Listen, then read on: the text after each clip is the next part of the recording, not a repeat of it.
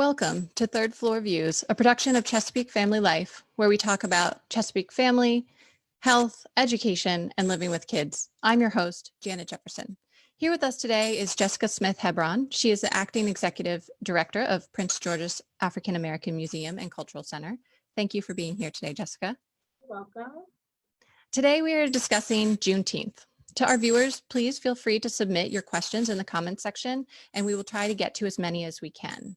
Let's jump right in. Let's start with the history of Juneteenth. What happened on June 19th, 1865? Okay, well, happy Juneteenth, everybody. Woo!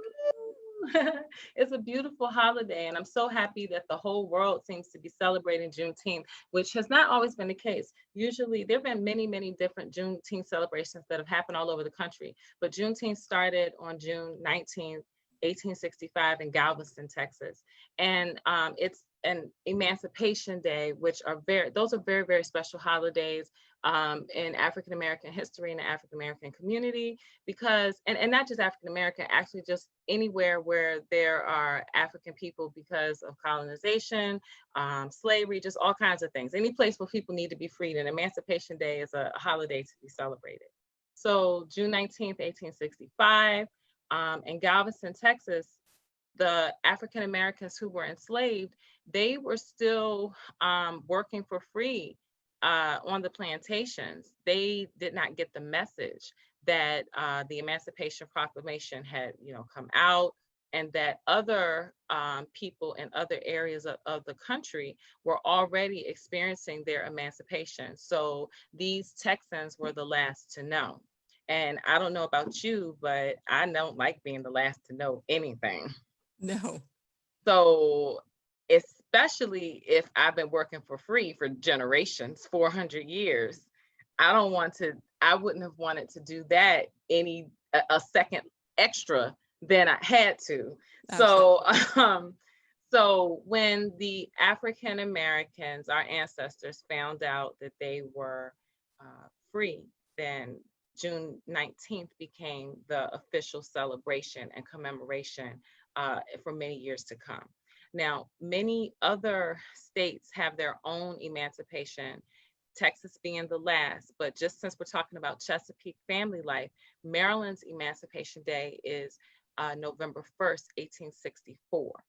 And so we celebrate, and we will be celebrating Juneteenth today and always, and we're getting excited about Maryland's Emancipation Day that's happening on November 1st, coming up November 1st, 2020. So I think that what's exciting about Emancipation Days, Juneteenth, and many others, is that, you hear people calling it Freedom Day or Jubilee Day, Juneteenth Jubilee, Juneteenth Jamboree, Liberation Day, and of course, Emancipation Day. The reason it's so important is because it celebrates true independence. It's so, we were talking a little bit earlier about, 4th of July is coming up in just a couple of weeks. And so why is that not the thing that people get, we celebrate it, but it wasn't for African Americans. They were still working on that day. And I don't know if you've ever had to work on a day that everybody was off, but it's not a great thing. So just imagine doing that for hundreds and hundreds of years and also not getting paid. It's not a paid day off. You weren't getting paid in the first place. Right. So this Juneteenth, of course, is particularly special. And all the Juneteenths that I've celebrated, this one has a particular, I think this will go down in history as I'm seeing the most virtual celebrations, obviously because of COVID-19. Right. But what that has done is spread it virally in a way that we could not have happened if it was just going to a festival. Mm-hmm, mm-hmm, definitely. So we talked a little bit about, why we celebrate Juneteenth, opposed to being quite as excited about 4th of July, but why is Juneteenth the date that's chosen opposed to other important emancipation dates, like when the Emancipation Proclamation was written, or when it was actually went into effect, or even the 13th Amendment, when that was passed and ratified, or even more some of the other big Civil War dates about when Lee surrendered or even when Richmond fell. Why June 19th, especially if it happened in one little place out in Texas? I think here's my answer. There, I've heard a quote, and I don't know who said this quote, so I'm not taking credit for this quote. And I've seen this on many different social media platforms where they said, um, "Nobody's free till all of us are free." And I think that with Juneteenth having, it was the biggest celebration. I mean, Texas, they say, Texas does everything big. It was the last to know, but also the biggest celebrations historically have happened in Texas for Juneteenth. I mean, they really, really do an awesome job with parades and church services and baseball games and pageants and marches. They have like a full spectrum of programs that are not just taking place on one day, but almost, I would beg to say, almost throughout the month. And now we're seeing in the state of Maryland and other places, I'm getting these emails from left and right that banks are off now for Juneteenth, and people are making an official holiday where, African American holidays traditionally have always had to fight to have reference on the US calendar. For example, on my Google calendar, every year during Kwanzaa, it's finally now I'm seeing it recognized as a national holiday. It's recognized as a national holiday, but seeing it on the calendar, seeing it recognized, seeing schools making sure that they're not just celebrating like Christmas or just New Year's or Halloween. I'm starting to see African, and I think in the future, I predict we're going to see more African American holidays on the calendar. Definitely. So that's, I think, to answer your question, it's so big because they were the last to know, but also I think because the 4th of July is not really emancipation for anybody, not for Black people, and Black people built the country. So it's like, how are you celebrating if we're still working for free? So that's why I think it's such a big deal. And I'm excited about how even more huge the celebration is getting in places that weren't celebrating it before. Right, right.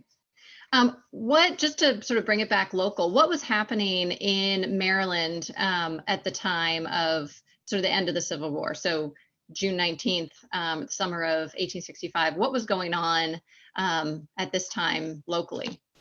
Well, okay, so remember November 1st, 1864, African Americans in Maryland had already gotten their emancipation. Right. And this is where the museum comes in.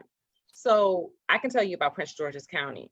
In Prince George's County, the first incorporated township for African Americans is the town of North Brentwood. And that's where I'm sitting here at the museum right now. This is where the museum is located. This is the land that it was specifically chosen to be on because it was the first incorporated town for African Americans. So what we're going to talk about now is what happened. We all talk about, oh, we're celebrating freedom, but what happens after someone is emancipated? What do you do after that? You even think about, you talk about emancipation, you can talk even about someone who was incarcerated, their road back to normalcy or their new normal when they've never had it before. So people did a lot of things. African Americans, one of the first things they did was they went to go search for their family members that were sold off to other plantations. That is one of the reasons that a lot of family reunions happen in the summertime. It's not just because it's hot and it's great for cookout weather, but also, after Juneteenth, a lot of African Americans went to go find their family members. And it took a while to get to them because there was no Uber or plane, so you had a long way to go. Another thing was establishing a sense of work. So they were sharecropping. There was a different ways that they were working, some that still were not fair. Right. And the other thing that was happening is the policing and the police brutality that we see that's happening in 2020. Some of that has always been happening with African American life, but a lot of that, when we actually became free, we were still being policed. policed for many different foolish, unnecessary reasons, still under the control. Like, okay, you're free, but I'm still going to treat you then half, like half of, not like a human being. Right. So people were rebuilding. I wouldn't even say rebuilding. They were building communities. They were rebuilding their families and establishing new family traditions. They were creating churches were official churches and things like that. Other lands, incorporated towns for African Americans were happening. And that is exciting to me, for the reason that when you talk about celebrating freedom, it's not just like, woo, we're free. I mean, you had to have somewhere to go. Right. And something to do. Some people did choose to stay on the plantations and work because they didn't know anything else, and were kind of afraid to figure out, like, well, what is I don't know who I am without being a slave. Right. And so I think now in 2020, even though technically, emancipation happened, years ago, hundreds of years ago, that people are still trying to figure out, how do I express my freedom when I still feel enslaved in many ways? I'm still not being treated, or, my brothers and my sisters are still not being treated fairly. Parents, talk about family, parents of Black children are like happy to have the child, but terrified to bring their children into this world. And then the ones who are born, for parents, whether they be Black, white, Latino, Asian, because their children, you can't not see what's happening on the news. They're having to have the conversations with their children that they may not have been ready to have, but are being forced to have the conversations about what happens when you go outside. How do you, we call it the talk, how do you protect yourself? How do you not get yourself in the line of police danger, even though you could just be doing nothing and it happens? So parenting has become from just showing your children how to tie their shoes and be potty trained and ride their bike and say their ABCs, to learning how to make children that are not racist, children who are proud of their Black culture, children who understand how to truly be an upstander when racism is happening. And this is happening when they're 5 and 3 and 6, Yeah. Yeah. It's an interesting space to be in as a parent. But I think that's why it's so important that there are resources like the museum. So let's talk about the museum for a minute. What is the museum doing to celebrate? Well, we actually, we're on Zoom right now. So we have a Zoom that we just completed earlier this morning with Omar Eaton Martinez, who is the Assistant Division Chief at Maryland Park and Planning in the area of history and culture. And Maryland Park and Planning has this amazing virtual Juneteenth program that's happening right now. We are getting prepared we've been doing virtual programs called Pride of Place every week, that celebrate people who, it's like a virtual love letter to Prince George's County. And so we've been celebrating the freedom to live in this beautiful county that we live in.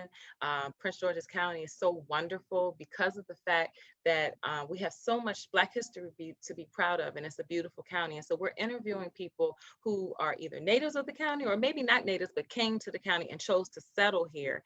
Very similar to our ancestors who made a decision to settle in Prince George's County, and how that has affected their lives, celebrating what they love about Prince George's County, and also predicting the future of what's going to happen in 2020. And today's interview, which is going to be released this afternoon, is talking about, Omar was speaking very wonderfully about the fact that he feels like in 20 years, the face of Prince George's County will be that Juneteenth will be celebrated all over the county, and there will be all kinds of accessible celebrations that really, really help to raise the consciousness of our people. I just think it's so great that we have a parks and recreation system that is socially conscious and doesn't just do, swimming pools and parks, but make sure that the people are being educated.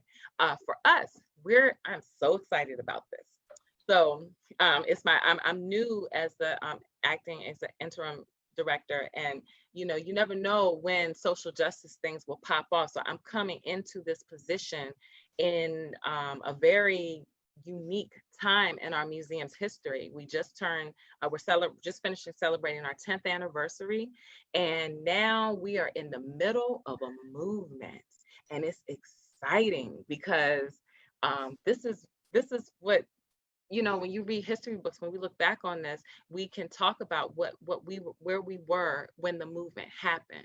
Right. So, okay, so back to what we're doing. Sorry, I'm just telling No, you. no, I love it. I love it. Living history. It's so exciting. Yeah. I mean, and the thing is, like, before I came to the museum as the acting executive director, I was in the education department, and I wrote the first early childhood children's curriculum for Black history, Prince George's Black history, for the museum, and I taught it throughout the county. And so it's like we taught them about the history, but now we've got something that's happening right now that will be history, but right now it's like present and future, and we can engage in that way. So a couple of things. If you go on our website, on the Early Keepers tab, I believe it's called, or the Education tab, you can see each month we put out a arts and craft project that's related to Prince George's African American history and culture. Oh, that's great. Father's Day is coming up, so I have a lesson plan for children to learn about the marvelous men of Prince George's County, to celebrate the marvelous men. I wish I would have created a craft so you could see it, but it's a little book that we created on powerful people from Prince George's County, like our first African American county executive, and some other powerful people like Kevin Durant, a famous basketball player who came from Prince George's County, and Edward Burroughs, who's our youngest county, on the county council for the Board of Education, and others. So they can make a necktie for their dad featuring these powerful guys. And you can download that right from the website, along with a little book that mini book that teaches you about them. That's a great homeschool lesson. Also, each month we'll have another one. And then there's one for Memorial Day that was for May. Okay, so now on Tuesday, it's not April. On Tuesday, June 23rd, we are having Bridging the Brentwoods, a march for the movement. And this is a partnership between the Prince George's African American Museum, the town of North Brentwood, where we are currently, and also Brentwood, and the town of Brentwood. So there's Brentwood, and then there's the town of Brentwood. And historically, the town of Brentwood and North Brentwood, they were kind of segregated sides of town, and they have obviously long time ago came together. And so we're having this march as a demonstration of the solidarity between the two. The NAACP is a part of the march. Of course, it's a peaceful protest. We're going to have a wonderful vigil for the people who were slain. That's going to be performance art performed by myself and two of the staff members at the museum, which I'm really excited about, because, when you work behind the scenes in the museum, you don't really get to see what the staff is doing. So I wanted them to kind of, be out up front. So the march is going to be great. It's going to start at Bartland Park and the rally will end at the museum. And we have special guests. We are right now, as we speak, decorating the museum to get it ready, because we're closed on the inside right now. So that's why we've been doing all of these virtual programs that you can see every Friday. You can see them on our Facebook page. You can see them on YouTube and on Instagram. We've had some virtual tours and things like that, but we're getting ready for the opening. But I guess now, because of the march, we had to hurry up and get ready, because the people are coming, and you know what happens when you have guests come over. Time to clean up. Yeah, so I'm excited about that. And then moving forward, we have other Pride of Place interviews that are coming up. But when you do Black history work, like, it's Black history every day. So everything we do was an act of resistance. Everything that we do is keeping this museum alive and going and open for the people, is part of the day-to-day revolution. So when we get the Black holidays, we can celebrate those, and that's just icing on the cake. But we're doing this hard work every single day. Right, right.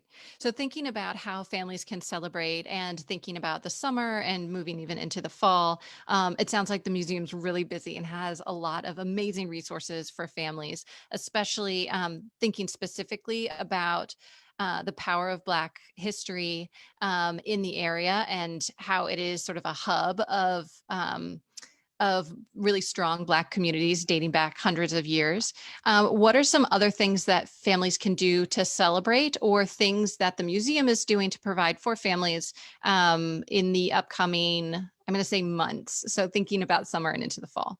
Well, um, every month we release a craft project. So for Mhm. virtually every month we release a craft project from our curriculum that originally was not made for the public. It was for the schools and things that we work with, but we're Mm. releasing those every month. So we just started that 2 months ago. So you got 12 months of program of projects. Pretty soon when we open, we'll go back to our in-person Mhm. children's programs called Early Keepers, which we've always had a wonderful attendance.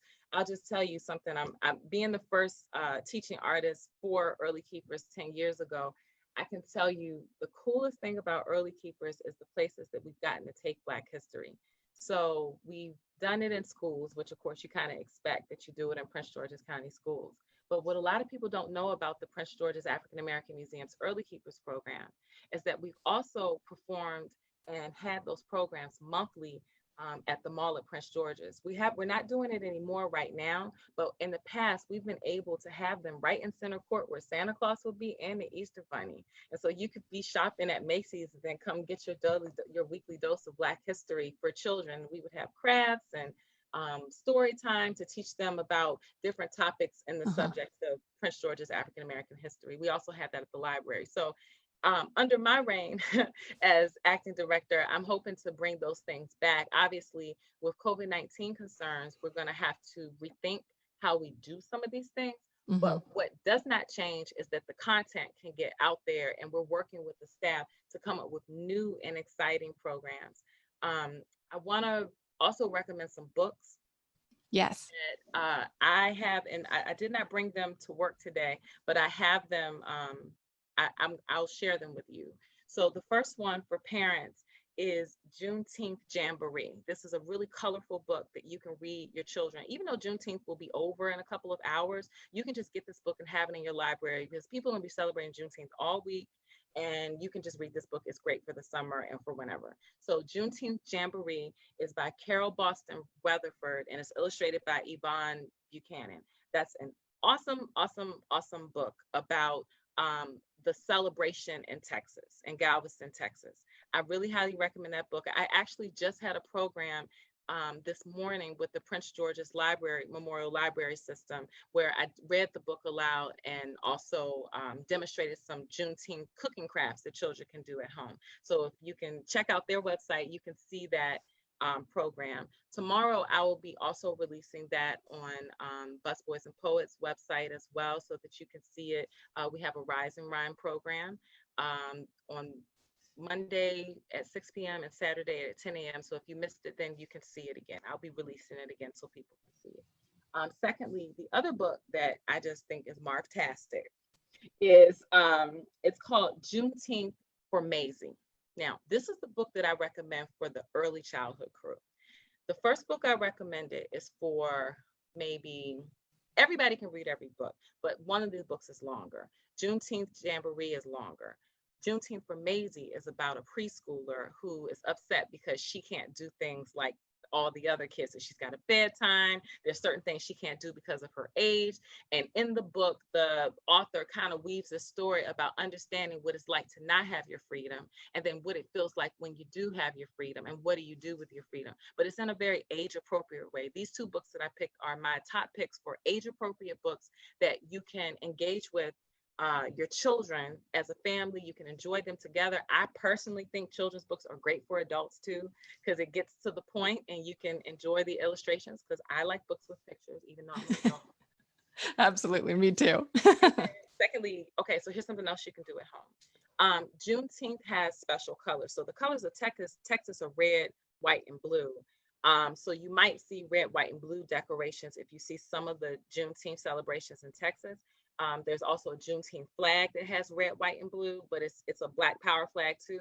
But this flag right here is the Pan-African flag, and it represents red for the blood that was shed by the ancestors so that we can have our freedom, black for the people and green for the land. Now, the red is what sticks out because in Juneteenth, you're eating a lot of red foods, you're celebrating with red. So things like watermelon, you can make a watermelon, just think of all the red foods, watermelon, cherries, whatever is red. You can make a kebab and let the children, also making Juneteenth, I made Juneteenth juice at home and I just mixed all the different reds fruits and made a Juneteenth juice because usually you're supposed to drink like a red soda or something like that, Hmm. but to keep it healthy, a red smoothie. But also another thing I want them to do is they can't do the craft and not learn about the history. So I Right. want to be very careful that we're going to read the book first.